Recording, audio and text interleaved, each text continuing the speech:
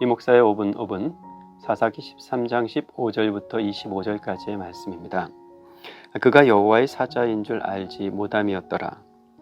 여호와의 사자가 마노아의 아내에게 나타나서 내가 아들을 낳을 것이라고 수태를 고지했습니다. 그 말을 들은 마노아의 아내는 조르는 남편에게 달려가서 그 사실을 전하죠.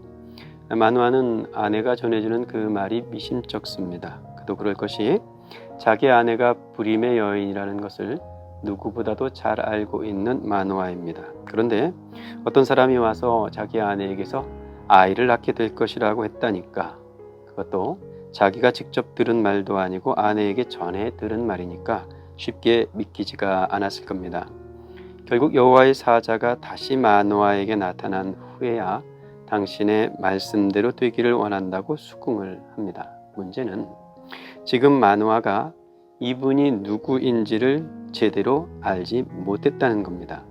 그냥 선지자 중 한 사람인 줄 알고 밥이나 드시고 가라고 후하게 상을 차려서 손님 대접을 하려고 듭니다. 그러자 여호와의 사자가 음식 먹기를 거절하죠. 지금 마노아가 음식을 차려서 손님 대접할 상황이 아니었던 겁니다. 지금 마노아 앞에 서 있는 이분의 정체가 여호와 하나님의 사자입니다. 손님 대접이 아니라 거룩한 제사를 드려야 했던 거죠.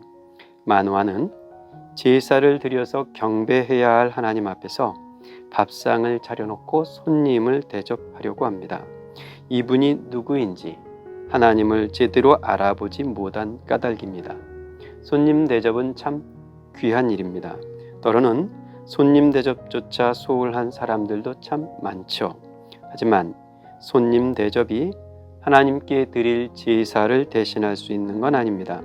우리가 하나님을 제대로 알아보지 못하면 접대를 제사로 오해할 수도 있습니다. 접대는 접대의 귀함으로 섬기고 또 제사는 제사의 귀함으로 섬겨야겠습니다. 그제야 여호와의 사자인 줄을 알고 밥 차리지 말고 제사를 드리라는 말을 듣고 마노아가 제물을 가져다가 제사를 드립니다. 그러자 제단 위에서 불꽃이 일어나 하늘로 솟구치죠. 뿐만 아니라 여호와의 사자가 제단 불꽃과 함께 하늘로 올라가는 이적이 나타납니다. 그걸 마노아도 보고 또 그 곁에서 그의 아내도 지켜보았습니다. 그제서야 마노아는 이분이 여호와의 사자라는 것을 알아챕니다. 이렇듯 마노아 이야기에서는 내내 마노아의 영적 둔감함이 부각됩니다. 마노아의 영적 둔감함은 거기서 그치질 않죠. 그분이 여호와의 사자라는 걸 알고 난 후에 마노아가 겁이 덜컥 난 겁니다. 인간은 하나님을 감히 뵐 수 없기 때문이죠. 부정한 인간이 거룩하신 하나님을 뵈면 죽음을 면키가 어렵습니다. 그래서 마노아가 자기 아내에게 하소연을 하죠.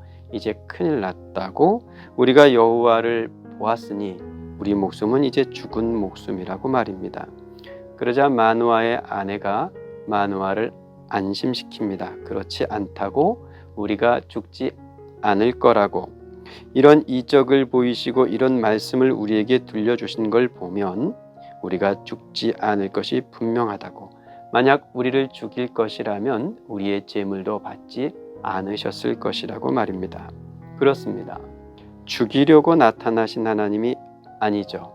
죽어 마땅한 사사시대였고 이미 죽은 것 같은 불임의 사사시대였지만 하나님께서는 죽이려고 나타나신 것이 아니라 살리려고 나타나셨습니다. 성탄, 그리스도의 오심도 그렇습니다.